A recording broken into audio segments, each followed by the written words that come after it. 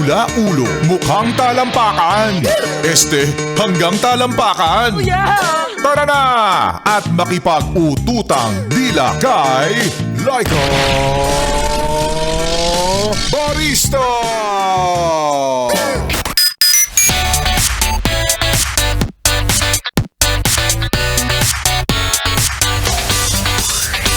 Laika Barista pa rin, yes, pre, ang iyong kasama, kachismisan, kakwentuhan at kaututang dila rin hanggang sa mga oras mo na ito at patuloy ka pa rin nakikinig dito sa iyong solid na paboritong kabonding ang 101.1 Yes FM.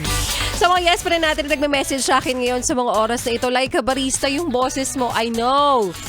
Babawi ako, promise. Magpapagaling ako.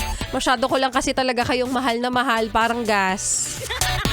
Diba? Kasi grabe ako magmahal. Parang gasolina, grabe magmahal. Ayaw mag-sick-leave. Sayang B-commutation yan. Sipin mo next year, pinili ko hindi pumasok ngayon, maaalala ko yon. I mean, hindi ko piniling pumasok today tapos next year kapag natanggap ko yung commutation ko, maaalala ko yung araw na to na, oy, pinasok ko yon kaya may natanggap ako ngayon. Charot lang. At sa mga yes pa rin natin na nag-aabang ngayon na sino ba mo nanalo ng 500 piso, hintayin mo yan maya-maya lamang, i-anunsyo ko yan. But for now, balikan muna natin ang kwento ng ating Laika Barista Moments na pinamagatang pinuyat pero hindi ginawa. Ay, ang dami nyo namang ganyan.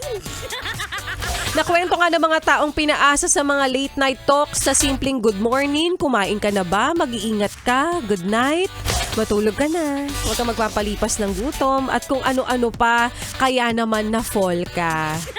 Hi! Dami kong kilalang ganyan. Pinakain lang na-fall na yan.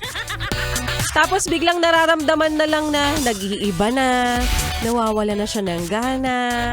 Kung kailang nahulog ka na, sa madaling salita, ikaw na pinakitaan ng maganda, pinakitaan ng magagandang asal, bigla na lang isang araw, hindi ka na sinisipot, hindi ka na rin pinapansin, sinayang ang oras at panahon mo, nakakaurat yung ganito, di ba?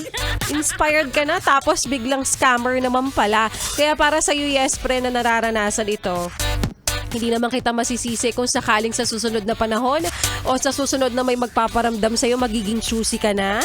Kaya never ever believe words. It's better to observe and evaluate the actions first. Mas okay nang maging sigurista kaysa naman mauwi ka sa mukhang terorista. Charot. Kopya? Kopyang-kopya. Heto na nga. Oras na rin para i-anunsyo natin ang nanalo ng 500 piso na hatid po sa atin ng Pride Detergent by ACS! Pera, pera! Pera, pera lang yan! ACS! Pera, pera! Pera, pera lang yan! ACS! Para sa ating like katanungan kanina na ang Pride Detergent ay gawa ng ACS. Ano naman ang tawag sa taong loyal sa'yo kahit hindi mo naman bantayan? Is it A, tapat, B, malupit, or C, masarap? Alam mo, all of the above. Lahat yan. All of the above pero wala namang letrang D. Congratulations sa ating yes pre na nanalo ng 500 piso. Angelica Domasan. Miss Angelica Domasan, ikaw ang nanalo ng 500 piso. Ipanlibre mo na yan. Ipandagdag na sa mga gastusin. At sa mga yes pa rin nating umaasa na sana sila naman ang susunod na manalo. I-manifest mo lang yan dahil lagi kong sinasabi, habang may buhay, may pinagdaraanan ng bawat isa. Tulad ni Laika Barista, pinagdaraanan ko to ngayon, yung letter D nagiging letter, yung letter N ko nagiging letter D, oo. Face lang to, face lang. Buti na lang may face ako. Char. At yan nga muli ang hatid sa atin ng Pride Detergent by ACS! Pera, pera! Pera, pera lang yan! ACS! Pera, pera! Pera, pera lang yan! ACS! happy listening sa mga yes pa rin nating nakikinig ngayon sa kani-kanila pong sasakyan sa mga pauwi ng probinsya. Sana all ay bukas walang pasok.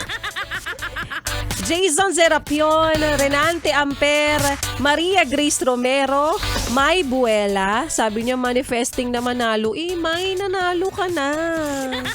At sa mga yes pa rin natin na magkakaroon ng happy long weekend. So enjoy the rest of your long weekend mga yes friend. At ituloy pa natin ang pakikinig mo sa mga kantahan ko.